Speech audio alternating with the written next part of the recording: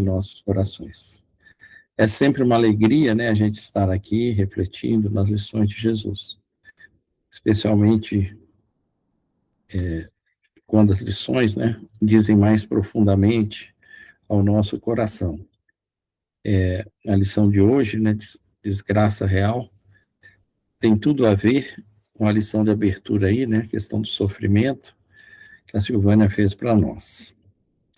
Bom, vamos primeiro ler o texto e depois a gente faz algumas reflexões a respeito. Então vamos lá. Então, é o item 24, né, do capítulo 5, bem-aventurados aflitos, a desgraça real. Toda a gente fala da desgraça. Toda a gente já a sentiu e julga conhecer-lhe o caráter múltiplo. Venho eu dizer-vos que quase toda a gente se engana e que a desgraça real não é absolutamente o que os homens, isto é, os desgraçados, o supõem. Eles a veem na miséria, no fogão sem lume, no credor que ameaça, no berço de que o anjo sorridente desapareceu, nas lágrimas, no féretro que se acompanha de cabeça descoberta e com o coração despedaçado, na angústia da traição, na desnudação do orgulho, que desejara envolver-se em púrpura e mal oculta a sua nudez sobre os andrajos da vaidade. A tudo isso, e a muitas coisas mais, se dá o nome de desgraça na linguagem humana. Sim, é desgraça para os que só veem o presente. A verdadeira desgraça, porém, está nas consequências de um fato mais do que no próprio fato. Dizei-me se um acontecimento considerado ditoso na ocasião, mas que acarreta consequências funestas, não é realmente mais desgraçado do que outro, que a princípio causa viva contrariedade e acaba produzindo o bem? Dizei-me se a tempestade que vos alcança, que vos arranca as árvores, mas que saneia o ar, dissipando os miasmas insalubres que causam a morte, não é antes uma felicidade do que uma infelicidade? Para julgarmos de qualquer coisa, precisamos ver-lhe as consequências. Assim, para bem apreciarmos o que em realidade é ditoso ou inditoso, o homem,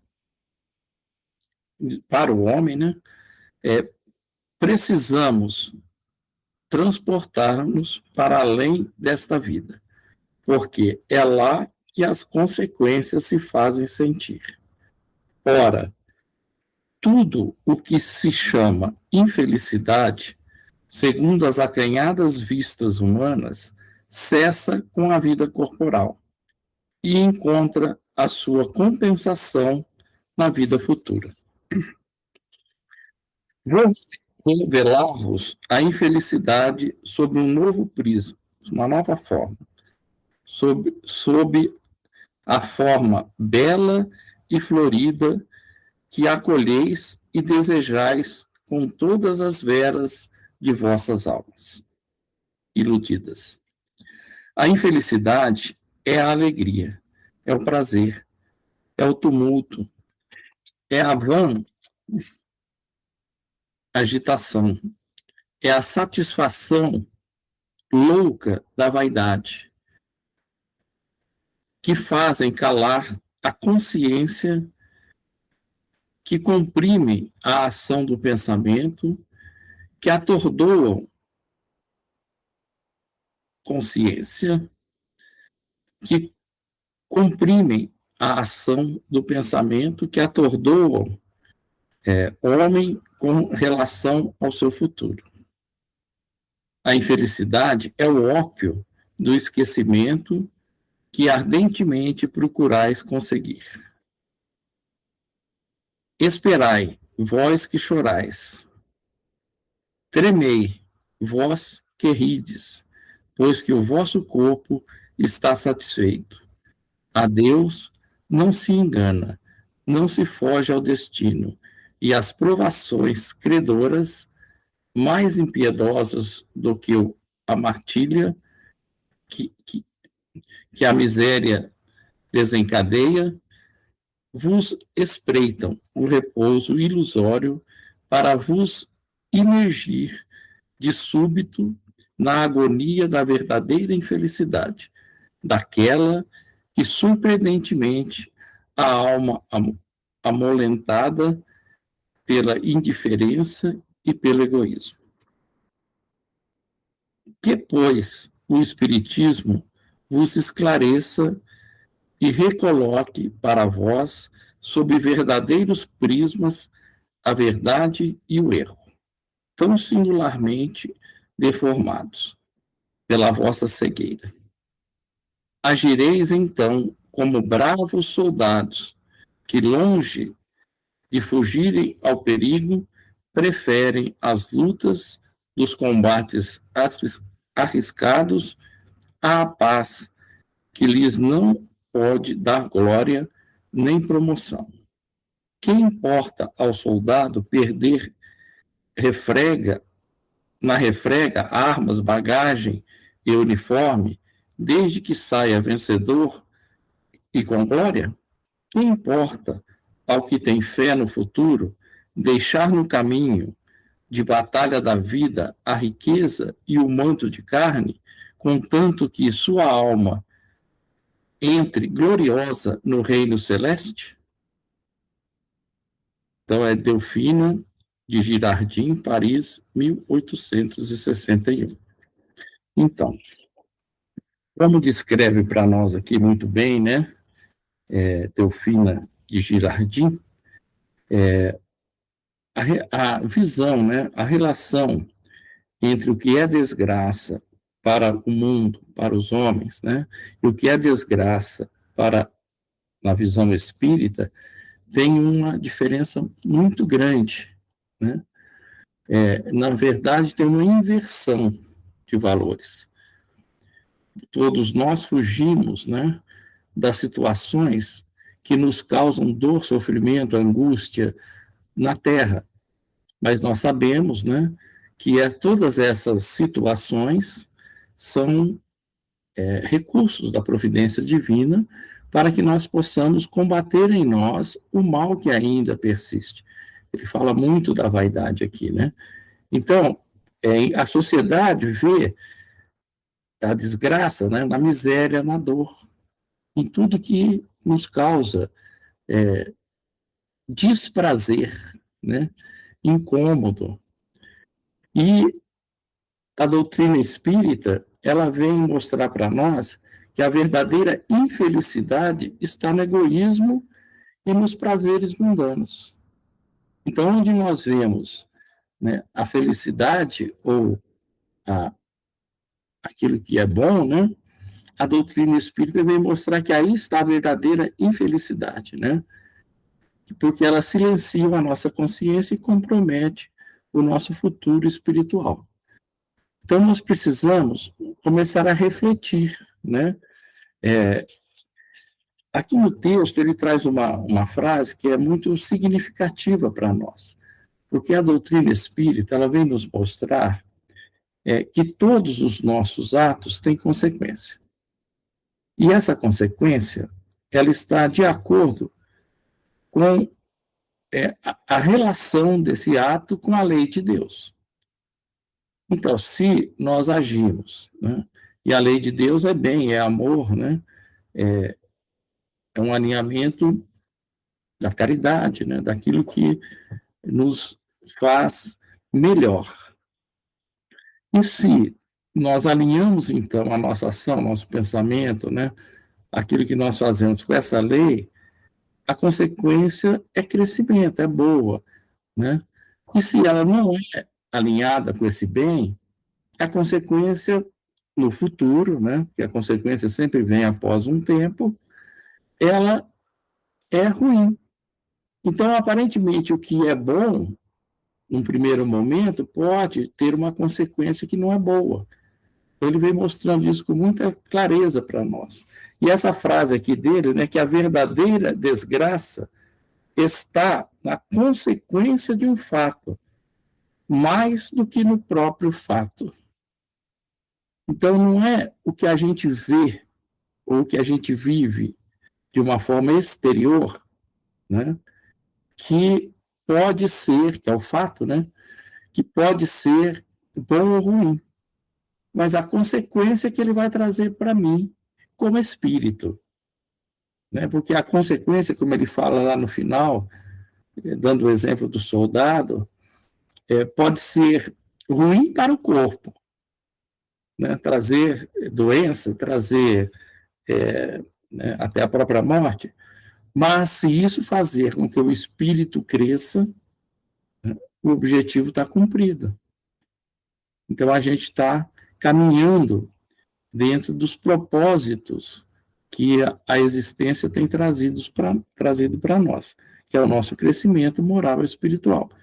Que o conhecimento do Cristo, o conhecimento da doutrina espírita vem nos auxiliar, né, nos promover nesse propósito e nos melhorarmos, né? Então, baseado nisso, a gente fez alguns questionamentos aqui, né? Todos nós já sabemos disso, né? A doutrina espírita é muito clara para nós, mas a gente tem vivido dessa forma que a doutrina mostra, aonde a gente trate essas lutas, essa dificuldade, essa dor, com alegria, né? Como que a gente tem vivido, né? Quais têm sido as nossas escolhas ao passar pelas experiências? Qual tem sido a forma que eu tenho encarado isso, né? Como temos nos comportado diante dessas lutas, dessa experiência, da dor, da miséria, né? Das dificuldades de um modo geral? Qual tem sido a nossa reação íntima, né? Porque o que nós sentimos, pensamos, né? Consequentemente sentimos, acaba trazendo para nós uma expressão de vida, uma ação, uma atitude, né? Então, nós podemos abraçar com alegria a experiência para que ela cumpra o seu compromisso, seu compromisso, né? Cumpra o seu objetivo, ou não, ou podemos afastar e perdemos a oportunidade de avançar no campo íntimo. Então, qual que tem sido para nós? Para que a gente reflita sobre isso, como que tem sido a ocupação do nosso tempo, da nossa dedicação, né? Mais nas coisas que alimentam, que dá prazer para o corpo ou para a alma? A gente tem que fazer uma reflexão. Onde a gente tem buscado essa felicidade? Esse desejo, né, de estar bem conosco mesmo? As aparências que o mundo nos mostra ou nos oferece, ou na verdadeira felicidade, né, que é cumprir os nossos deveres como espírito e atender aos desígnios que o Pai nos oferece para o nosso crescimento. Então, Paulo, eu quis trazer aqui na sua carta aos Coríntios, na primeira carta, ele tem uma frase que fala assim: porque a gente precisa avaliar se nós estamos vivendo mais para o mundo ou se estamos vivendo mais para o espírito que sabemos ser, mais para a alma, né? Uma vez que nós já recebemos os recursos se nós fôssemos ignorantes quanto à espiritualidade, está tudo certo. Mas nós não somos mais ignorantes. Nós já sabemos, conhecemos a verdade, né?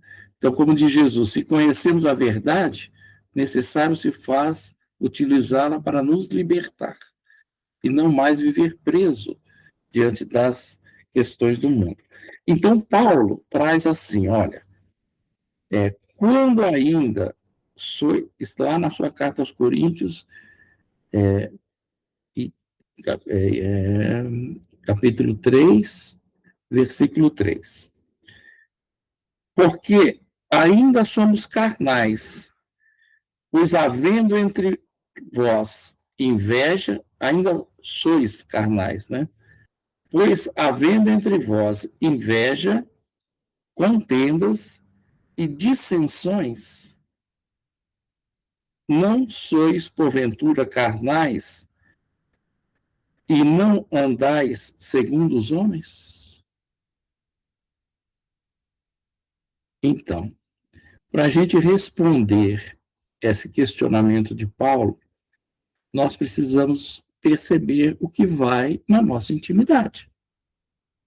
Nós temos inveja, ele está falando de inveja aqui, mas pode ser ciúme, pode ser culpa, pode ser medo, pode ser né, qualquer situação, né, dos nossos vícios morais.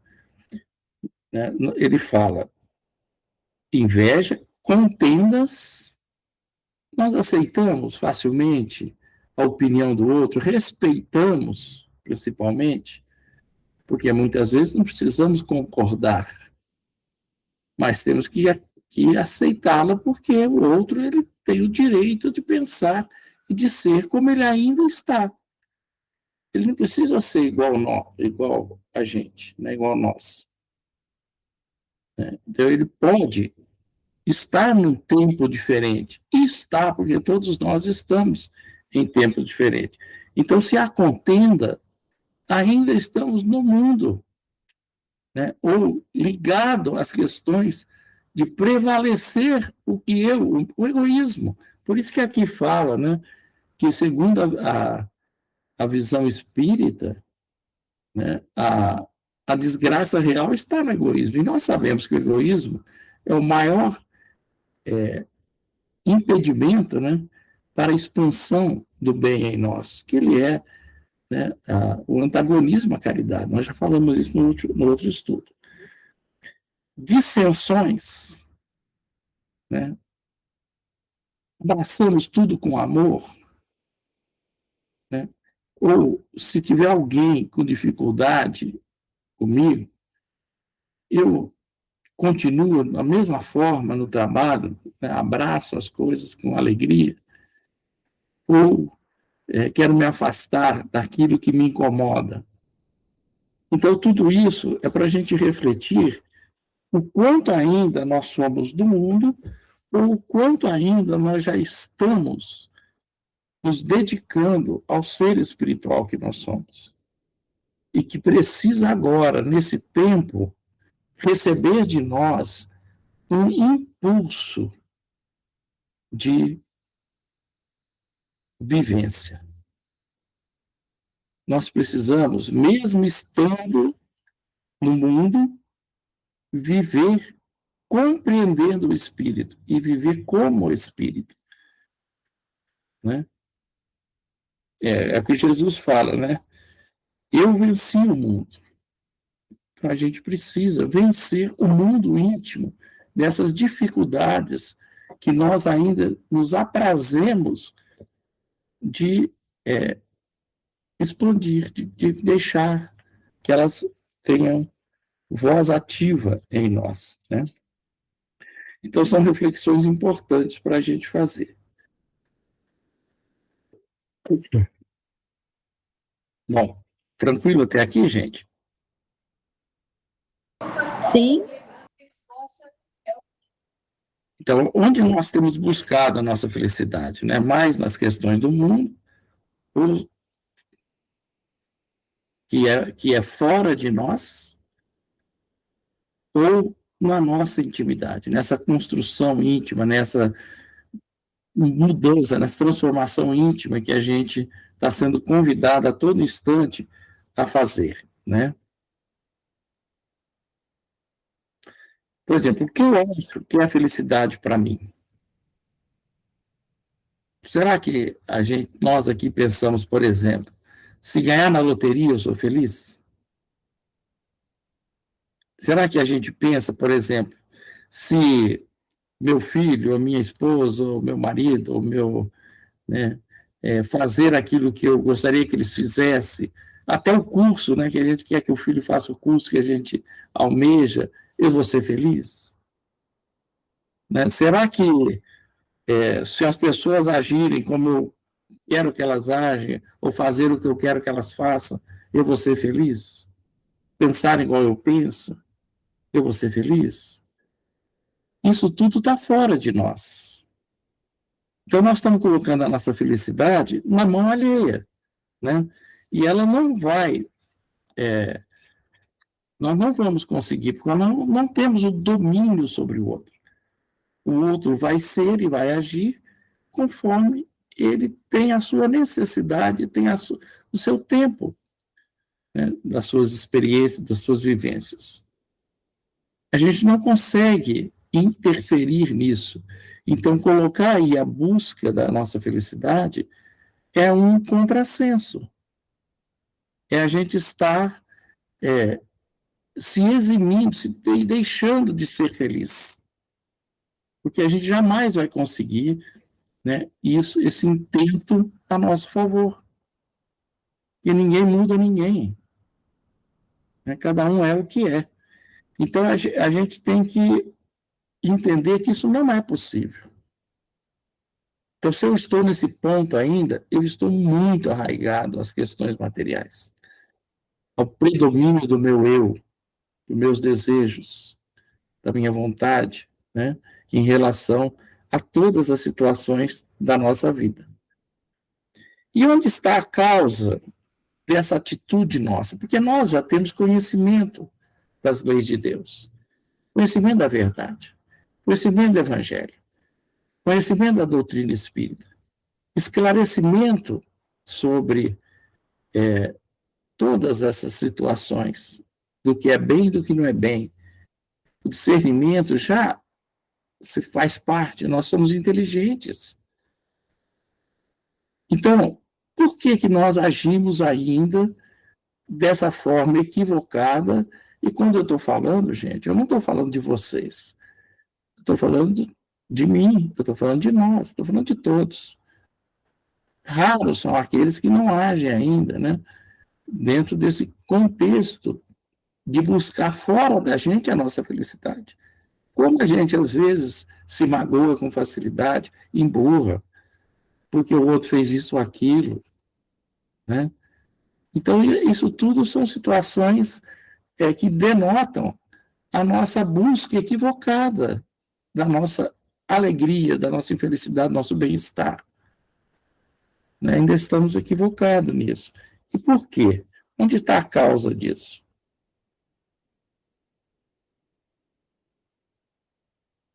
É mental? São os nossos quadros mentais, nosso campo mental que está viciado?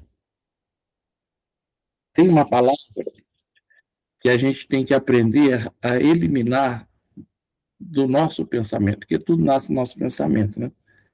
É a expectativa. Eu aguardar do outro, aguardar da vida, aguardar das situações, situações, né? Ou respostas dentro daquilo que eu acredito que é o melhor para mim. Eu acredito que vai me trazer felicidade. Então, fui lá no dicionário do Chaf e IGT, tá? Para achar o que eles falam lá de expectativa, para a gente ver se nós estamos alinhados ou não, né? Então, olha só o que eles falam. Eu peguei 3 definições que se completam, elas são muito ligadas. Mas, olha, a primeira fala assim, ó, expectativa é uma projeção mental ou um estado de antecipação sobre o que pode acontecer no futuro. Então, vamos lá. Uma projeção mental ou um estado de antecipação sobre o que pode acontecer no futuro. Ela é real? A expectativa é real? Ela está baseada em fato real? Na realidade? Ou ela é uma suposição? Uma probabilidade? Poderá acontecer. E quando eu crio expectativa, né, então ela se baseia nessas suposições e probabilidade ou desejo. Muitas vezes eu desejo que aconteça e crio uma expectativa. Isso é muito comum nos relacionamentos, somente marido e mulher, né? Eu desejo que o outro age assim comigo, né? Mas o outro ainda não tem essa conquista, essa construção, não vai agir, né? E a minha expectativa é frustrada. Aí eu caio, né, num campo perigoso, né? Então, olha só, eu coloquei aqui, ó, suposições ou projeções fora da realidade, que provavelmente nem venha a acontecer, né? E da onde vem isso, gente? Por que que a gente cria expectativa?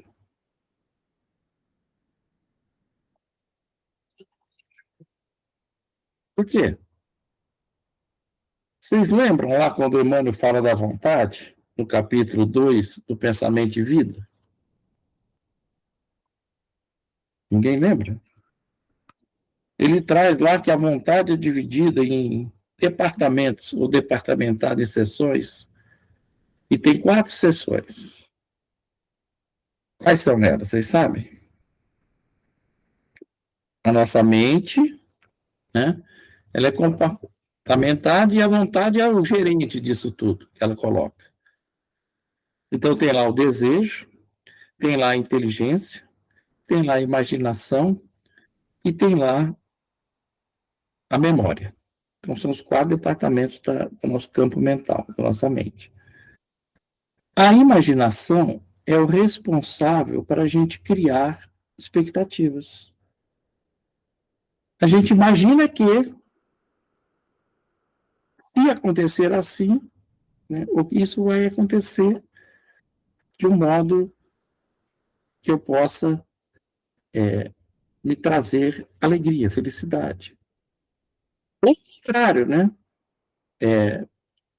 Um filho sai para viajar de carro, você cria uma expectativa baseada no medo, né, que também a memória, a imaginação busca na memória as suas criações, e pode ser que aconteça um acidente. Aí você já começa a sofrer, preocupar. Imaginou. É realidade? Não. Quem tem esse quadro de memória voltado por essas questões, principalmente do medo, da insegurança, e viajou 300 vezes, passou por essa emoção doentia 300 vezes, né? Então, a gente é muito vulnerável quando a gente cria expectativa, né? E a expectativa vem dessa imaginação que faz parte. Mas a imaginação, ela não é só para coisa ruim, né? Como a expectativa pode ser boa também, quando ela é conduzida, né, com base em fatos reais, né? Eu estudei, eu tenho uma expectativa de passar na faculdade, de passar de ano, de melhorar. Eu trabalhei, eu tenho uma expectativa, embora esses fatos podem ser mudados por questões que não dependem da gente, só da gente. Então, a expectativa. Então, vamos lá. Olha o que Emmanuel fala aqui sobre. O livrinho está espedaçando. sobre a imaginação. Aí ele fala assim, ó.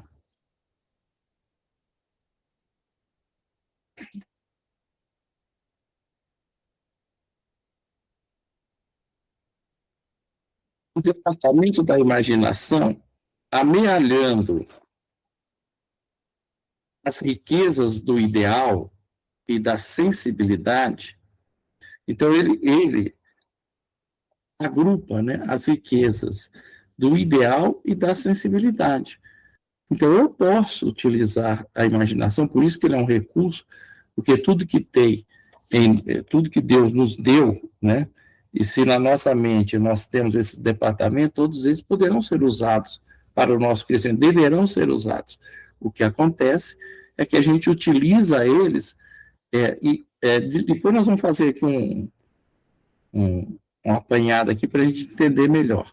Mas a gente usa eles ligados às nossas deformações íntimas, nossas deficiências morais.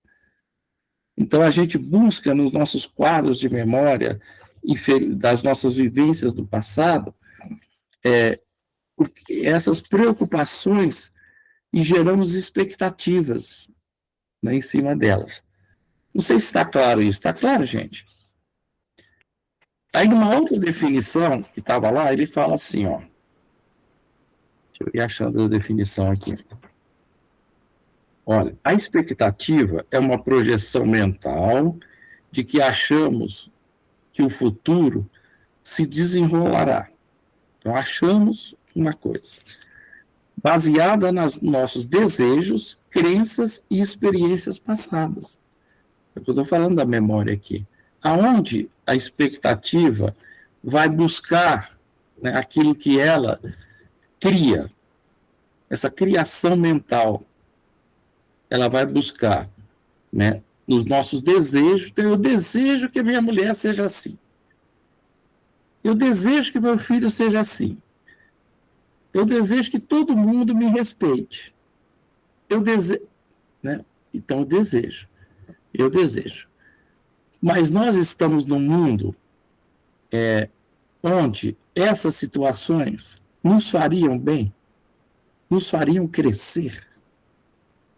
Se eu só vivesse com pessoas que me valorizassem tudo que eu faço, ou, né, agradasse, fizesse todos os agrados que eu gostaria, será que eu ia crescer? Será que eu ia perceber as minhas dificuldades? Então, expectativa é isso, a gente deseja, mas ela não é real, porque a nossa necessidade não é essa, né? Nas crenças, no que eu acredito, as crenças que eu trago, né?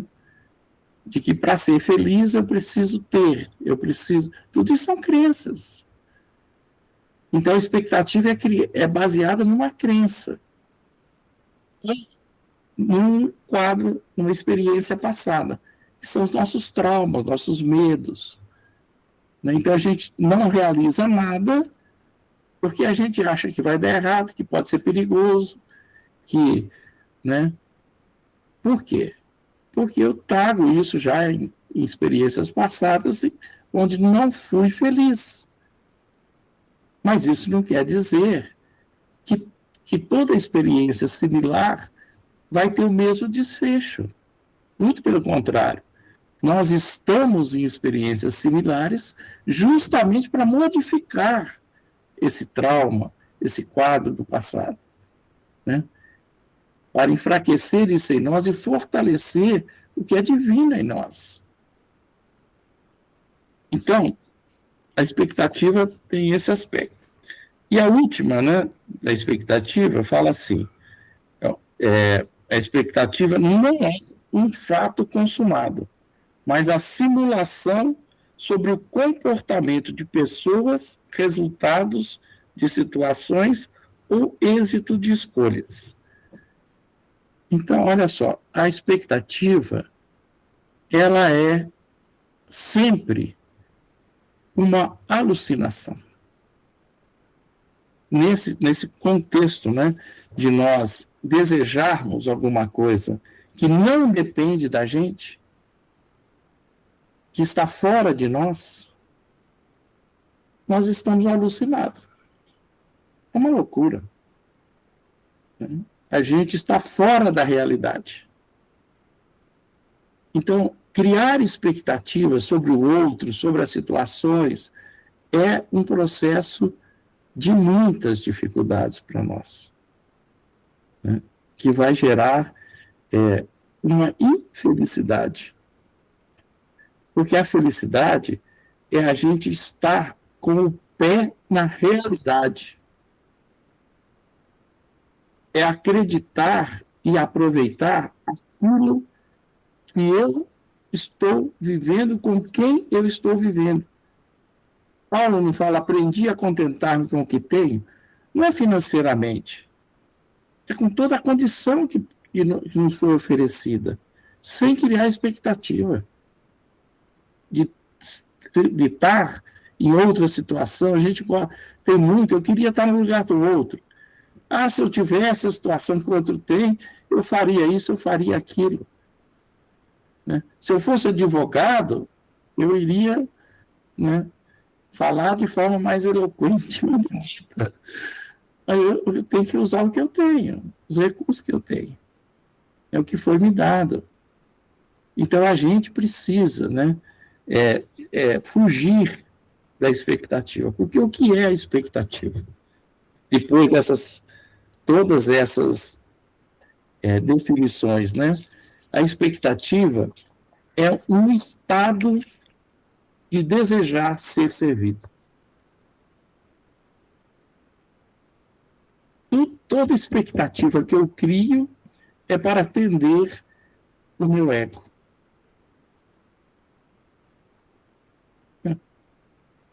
A gente nunca cria uma expectativa para atender o outro.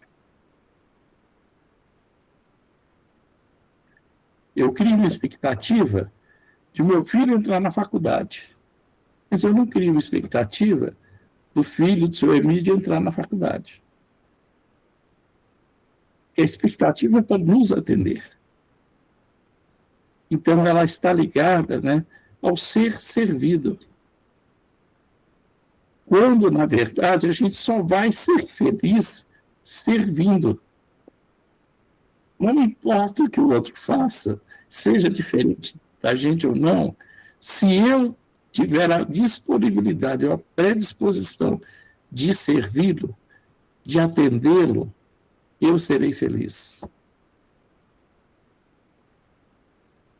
Então, não é desgraça o outro me maltratar. É do tempo dele.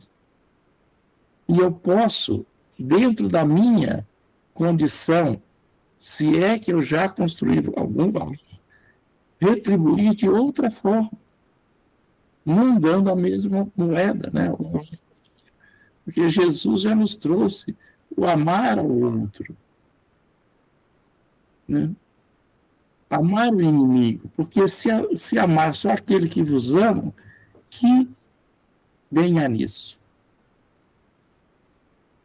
Então, essas são as regras, né, da felicidade. Então, para resumir isso aqui, eu fiz assim, ó. Imaginação, que é o nosso departamento mental. Quando ele se liga à expectativa, né, qual que é a consequência disso? Uma alucinação, né? E o que ela vai acionar em nós? Os nossos tormentos, as nossas dificuldades. Portanto, será infelicidade, né? Então, medo, culpa, raiva, tudo isso vem das nossas expectativas, da imaginação criando expectativas, né, em relação ao outro. Mas a nossa imaginação pode se ligar à razão. E quando ela liga à razão, qual que vai ser a consequência disso? Ampliar a nossa percepção. E atinge a nossa consciência, alcança a nossa consciência. E aí nós vamos agir no perdão, na compreensão, no auxílio, a caridade. Então, quando nós aliamos a nossa imaginação à razão, nós temos frutos bons, né? Quando nós aliamos ela às expectativas, nós temos frutos amargos. Então, a decisão é sempre nossa. Tá tranquilo até aí? Vocês querem colocar alguma coisa? Eu vou fazer um quadrinho comparativo aqui, que agora eu estou acostumado com isso. Vamos ver se dá certo. Senão, eu vou chamar meu auxiliar.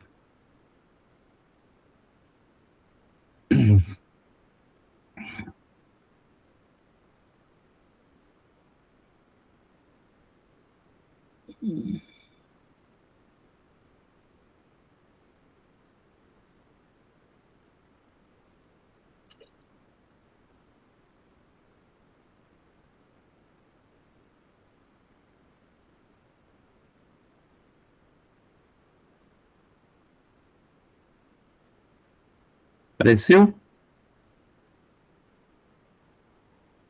Sim, apareceu. O que apareceu, Júlio? Fala aí.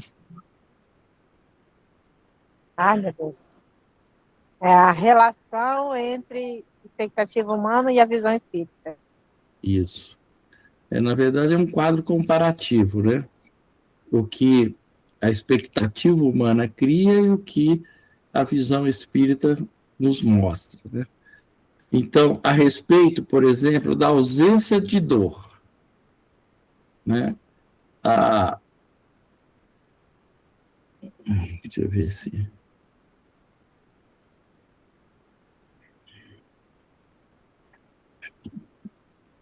Antigamente aparecia, agora vamos ver se está aparecendo. Não está. Não tá vindo. Não apareceu nada para vocês aí, não, né?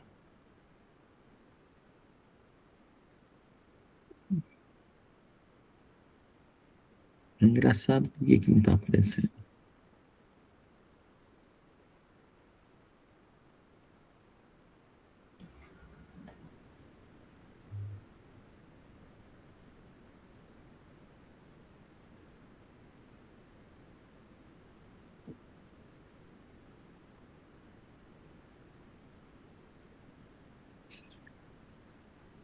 Não apareceu nada, não, gente? Apareceu não, senhor. Deixa eu chamar aqui o...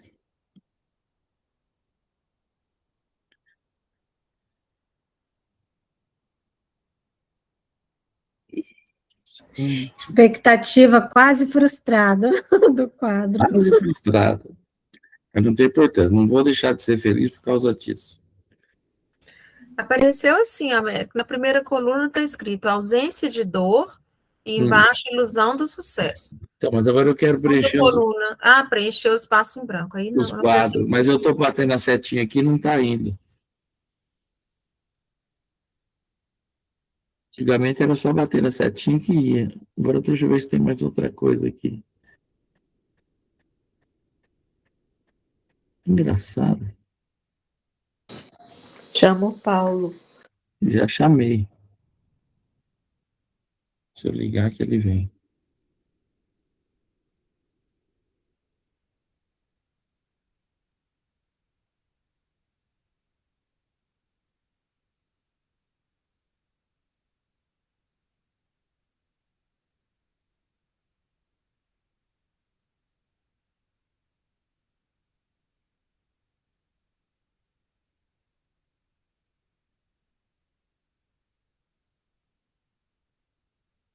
Vem cá.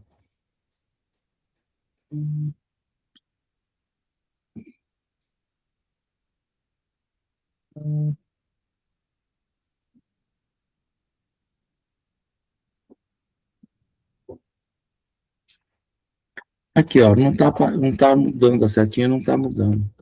Espera aí. Você já compartilhou, né? Já. Eles estão vendo o quadro. O que tem que fazer? Aí, ó. Ah, o que você fez? Clica aí, só clica na setinha agora. Ó. Aí, pronto. Nada como conhecer, né? Então, diante da ausência da dor, o que a expectativa humana fala, né? Esperamos que uma vida feliz seja sinônimo de conforto material, saúde perfeita e ausência de problema. Então, ele não vê na dor, né? Ele espera que nós vamos ter a felicidade, né? Fora dos problemas e da dor, consequentemente. A doutrina espírita fala para nós: o espiritismo considera as dificuldades materiais, doenças, perdas financeiras, etc., como resgates ou terapêuticas energéticas necessárias para a evolução do espírito. Lidar mal com essas provações é o que realmente traz infelicidade. E em relação à ilusão do sucesso, né? Ao sucesso, o que a expectativa humana fala para nós? Buscamos incessantemente a fama, o prazer, o sucesso social e a satisfação da vaidade, como ideais de vida. E o que fala a visão espírita? A doutrina adverte que essa louca satisfação da vaidade é o verdadeiro infortúnio, chamado de ópio do esquecimento, pois nos anestesia para os propósitos maiores da vida e para o futuro espiritual. Então, só para a gente, assim, da pergunta do início, né? Qual das duas nós estamos nos alinhando? Porque a gente está sendo chamado nesse momento, né? Onde a dor realmente, a aflição campeia no nosso planeta, a agir como verdadeiro espírita, para que nós sejamos os exemplos, né? Para aqueles que ainda não compreendem as verdades do Cristo. E não basta saber, tem que compreender e colocar na nossa vida, no nosso dia a dia. Então é isso.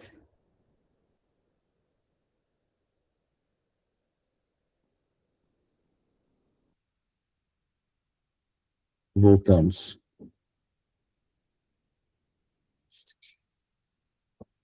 Pronto. Obrigada. Érico, deixa eu só falar uma coisa.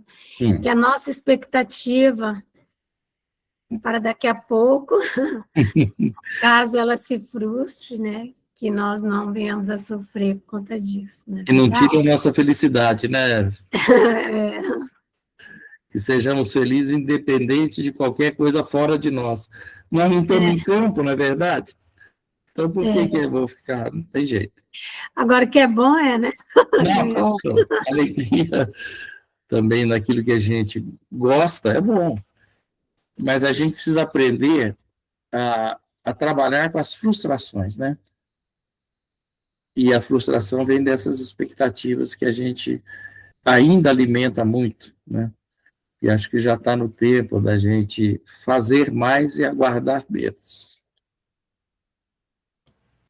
É verdade, Américo. E a gente pensando que a gente cria os filhos assim, tentando evitar as frustrações, né? Sendo que ela que é a alavanca do nosso crescimento, do crescimento espiritual que a gente veio aqui, né, para alcançar. Muito, muito esclarecedor. Muito obrigada pelo estudo. Leni, tá aí, né, Leni? Quer fazer uma prece para a gente?